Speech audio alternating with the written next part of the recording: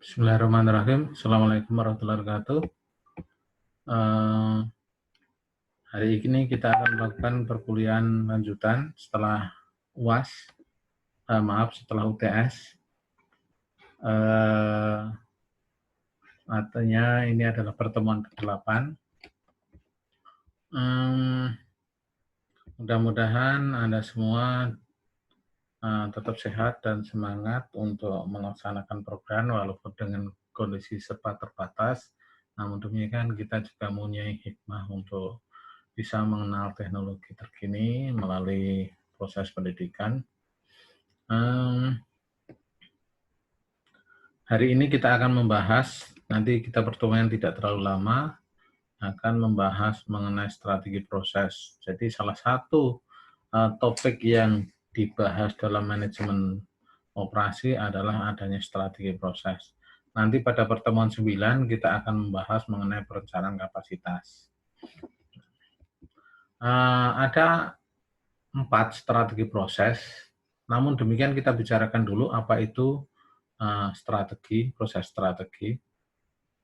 Proses strategi disebut juga dengan transformasi adalah suatu pendekatan organisasi atau perusahaan untuk mengubah sumber daya menjadi barang atau jasa yang dihasilkan. Tujuan dari strategi proses adalah menemukan suatu cara produk atau barang jasa yang dapat memenuhi persyaratan dari konsumen. Jadi bagaimana meningkatkan kepuasan konsumen melalui pemberian spesifikasi produk yang berada dalam batasan biaya constraint yang lain. Artinya bagaimana menghadirkan suatu produk yang berbiaya murah dan adanya kendala-kendala lain. Hasil akhir dari keputusan efisiensi atau strategi proses ini adalah adanya efisiensi produksi dalam jangka panjang, adanya fleksibilitas proses, artinya proses yang bisa disajikan beragam sesuai dengan keinginan pelanggan, bukan atas dasar desain pabrik semata. Kemudian kualitas produk yang dihasilkan tinggi. Oleh sebab itu, dalam strategi proses suatu perusahaan ini ditentukan pada saat keputusan tentang proses dilakukan. Sebagaimana yang tadi saya sampaikan di awal bahwa di sini ada empat jenis strategi proses. Yang pertama adalah fokus pada proses, atau disebut juga dengan proses fokus. Kemudian fokus berulang atau repetitif. Fokus pada proses ini disebut juga nanti job shop atau intermittent, prosesnya terputus. Kemudian berulang, yaitu berdasarkan pemakaian suatu modul tertentu. Kemudian yang ketiga adalah fokus pada produk, di mana nanti produk bisa dihasilkan bermacam-macam. Kemudian juga kostumasi massal, jadi sesuai dengan keinginan pelanggan tapi jumlahnya besar. Mas atau Mas Komnas. Kita bahas satu persatu. Yang pertama itu adalah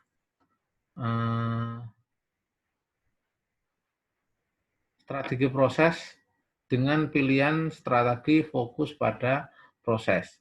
Ini artinya mengatur fasilitas yang digunakan untuk operasional di sekeliling proses untuk menghasilkan dengan volume yang rendah, namun variasinya tinggi. Jadi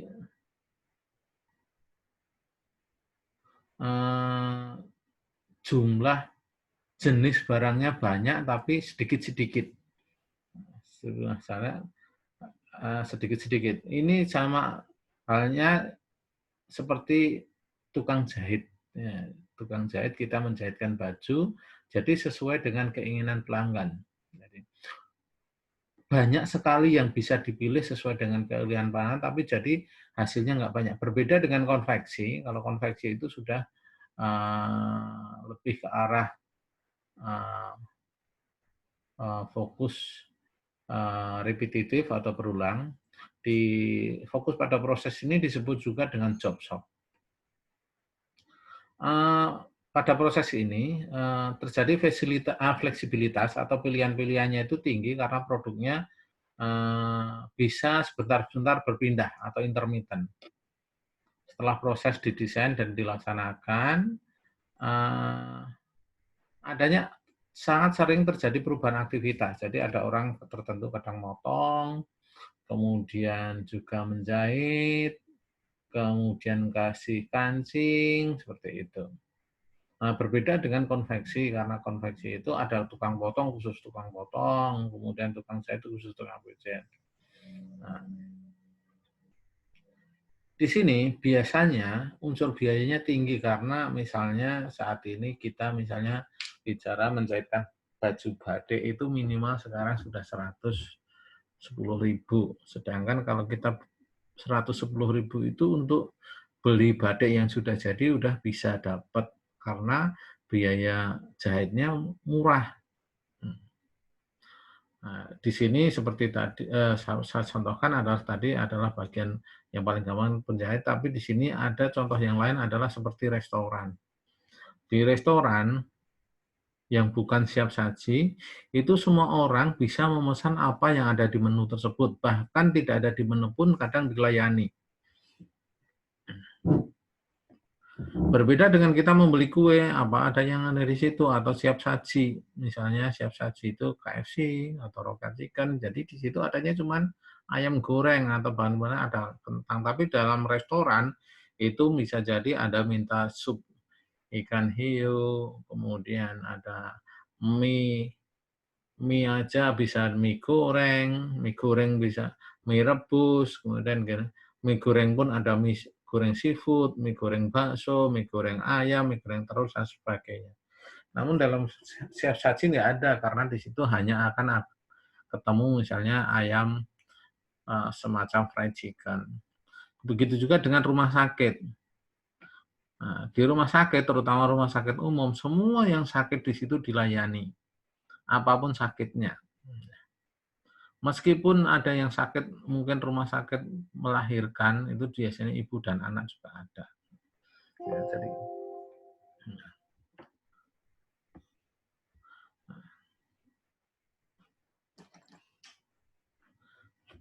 jadi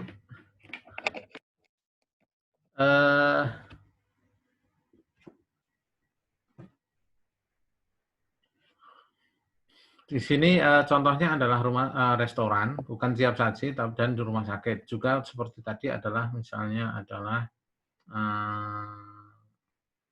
penjahit, ya, penjahit bukan yang konveksi. Fokus pada proses itu fasilitas yang ada itu diatur untuk aktivitas-aktivitas tertentu. Nah, misalnya di sini khusus untuk jahit, nanti pindah lagi khusus untuk juga memotong. Lah untuk rumah makan, misalnya satu alat bisa dipakai untuk macam-macam, dicuci misalnya wajan ya untuk goreng, untuk masak, rebus dan sebagainya. Jadi fase peralatan itu bersifat umum dan para pekerjanya telah memiliki keahlian tertentu. Nah, di sini seperti tadi disampaikan terjadi tingkat fleksibilitas tinggi, gampang ganti-ganti, mudah. Kemudian biayanya otomatis tinggi karena di situ satu alat sebentar-sebentar dicuci, dipakai untuk yang lain, dan orangnya itu karena dicuci maka akan menghambat proses yang cepat karena gonta-ganti produk. Nah, aliran produknya bervariasi. Nah, ini adalah contohnya. Jadi dari sini kita lihat inputnya cukup banyak, ya, inputnya banyak.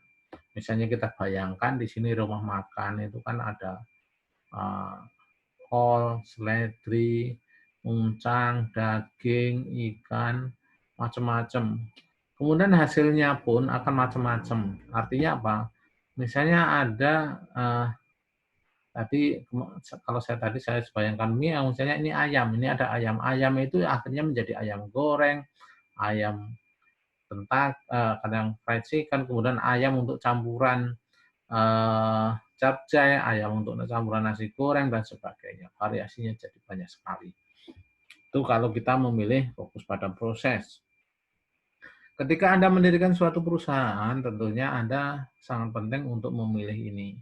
Apakah memilih fokus pada proses yang dimana sangat mementingkan pelanggan, kemudian berdasarkan modul dengan peralatan yang cukup canggih, atau dengan cara yang lain. Kemudian yang kedua adalah strategi proses fokus pada melalui fokus berulang. Nah, di sini ketika fokus berulang itu adalah membuat satu produk yang berulang-ulang.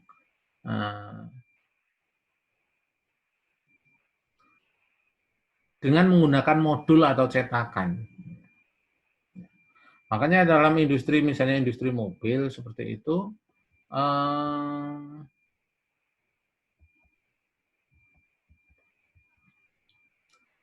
di situ ketika lini perakitan pabrik tertentu, misalnya membuat Avanza, maka dia membuat Avanza terus, kayak gitu kan. Karena dia cetak sekali. Begitu kan kalau menjahit itu kalau dalam proses yang menjadi konveksi. Jadi di situ ada cetakannya, misalnya hanya ada 3 ukuran, S, M, L, gitu. Warnanya pun terbatas. Jadi nggak boleh, misalnya ada pilihan di situ hanya ada mungkin ada warna merah, kuning, hijau, tidak ada warna macam-macam. Tapi kalau kita membawa bahan sendiri bisa. Jadi di sini melalui modul atau bagian komponen suatu produk disiapkan sebelumnya, biasanya dalam suatu proses yang sangat kontinu. Lini produksinya berulang kali mencetak itu, misalnya gitu. Ketika ada pencetakan plastik, misalnya khusus nyetak gelas, khusus nyetak botol. Ini secara luas dipakai dalam industri perakitan, baik kendaraan maupun peralatan rumah tangga. Tadi misalnya pencetakan peralatan rumah tangga, botol. Kemudian alat elektronik, misalnya TV, tipe tertentu, cetak, terus berulang. Hanya ada beberapa macam, tidak bisa sesuai dengan keinginan pelanggan. Oh, saya minta yang tipe ini, ada isinya seperti ini. Ini nanti pesanan khusus. Nah, lini ini lebih terstruktur karena fleksibilitasnya kurang, jadi nggak bisa fleksibel, sesuai hanya keinginan standar pabrik saja. Nah, kalau makanan itu adalah contohnya adalah restoran siap saji. Misalnya kayak McD, itu mestinya di situ ada ayam goreng tertentu, sup, nah, kemudian juga minumannya juga mungkin ya sejenis Sprite atau cola gitu kan. Tidak ada es teh yang di gelas itu enggak. Mungkin teh botol ada ya. Es jeruk itu juga enggak ada. Karena sifatnya berdasarkan modul atau yang sudah tersajikan di situ. Butuh kecepatan. Fleksibilitas rendah, hanya memilih apa yang ada di situ. Dengan cara ini, perusahaan dapat mengunggulkan keunggulan ekonomis karena banyak modul disiapkan. Artinya, termasuk karyawan itu bekerja, misalnya menggoreng ayam pun sudah ada, nanti kalau sudah matang, dia akan berhenti sendiri. Dia akan tahu bahwa menit kesekian sudah pasti matang. Ayam pun tipenya mesti kan hanya ada paha, ada sayap, kemudian paha atas, paha bawah, dada, seperti itu. Beda, enggak ada pesanan rica-rica gitu, ya enggak ada, enggak disiapkan. Rica-rica yang pedes banget, kurang pedes, itu enggak ada dalam tipe ini. Oke, saya lanjutkan pada proses berikutnya adalah, maaf ini berulang. Jadi di sini hanya input bahannya dan melalui modul tertentu, itu sedikit kemudian digabungkan untuk banyak pilihan output yang sebetulnya tidak terlalu banyak. Nah, kalau kita ini bicara mengenai lini perakitan mobil, itu misalnya mobil Avanza, itu hanya akan ada keluar beberapa tipe. Misalnya kalau Innova itu ada tipe E, tipe S, tipe G, kemudian ada tipe Look. Nah, di situ terus ada beberapa warna, mungkin maksimal ada 4 sampai 6 warna. Ya. Tidak ada sampai warna kayak pelangi, itu nggak ada. Tapi kalau Anda bikin bengkel, ganti warna bisa, warna apapun. Ya. Kemudian yang ketiga adalah strategi proses. Strategi proses ini, strategi proses fokus pada produk. Jadi untuk yang ketiga ini, karena fokusnya pada produk, volumenya bisa tinggi tapi variasinya rendah. Ini lebih jauh daripada peningkatan yang terjadi berulang. Ya, jadi fasilitasnya diatur untuk mendukung adanya produk yang dihasilkan. Proses ini disebut juga dengan proses kontinu karena mempunyai lintasan produksi yang panjang dan kontinu. Dari proses-proses ini tidak boleh berhenti setiap saat. Penjadwalan perbaikan itu juga harus dijadwalkan sehingga jangan sampai mengganggu proses produksi. Proses-proses kontinu adalah misalnya kayak Pertamina, itu ada termasuk proses kontinu. Nah, kemudian juga ada proses-proses pabrik yang lain, misalnya seperti pabrik kaca. Jadi di situ dari bahan baku sampai finish itu tidak boleh terputus. Kemudian timah lembaran, lampu bolam, karena di situ sifatnya kompleks. Kemudian minuman cairan yang terus mengalir bertahap secara terus-menerus. Kemudian misalnya juga penyakit di rumah sakit tertentu, misalnya penyakit misalnya TBC, itu mesti tidak boleh berhenti kalau belum sembuh, misalnya proses pengobatannya misalnya 6 bulan, atau mungkin proses endometriosis. Nah, jadi proses yang terus-menerus. Di sini diperlukan suatu standarisasi dan pengendalian kualitas yang efektif agar proses berjalan baik. Jadi proses fokus pada produk disebut juga dengan kontinu. Saya ulangi, kalau yang pertama itu fokus pada proses namanya job shop, kemudian yang kedua fokus pada keberulangan atau repetitif, kemudian yang ketiga fokus pada produk disebut juga dengan proses kontinu. Nah, di sini salah satu ciri